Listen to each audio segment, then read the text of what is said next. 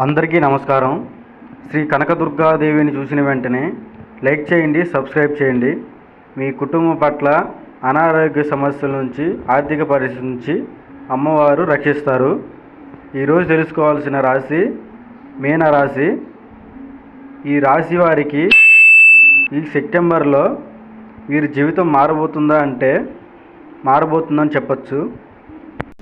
స్త్రీకి కానీ పురుషుడి కానీ వీరు చేసే పనిలో లక్ష్మీదేవి కటాక్షం అనేది కలుగుతుందని చెప్పచ్చు.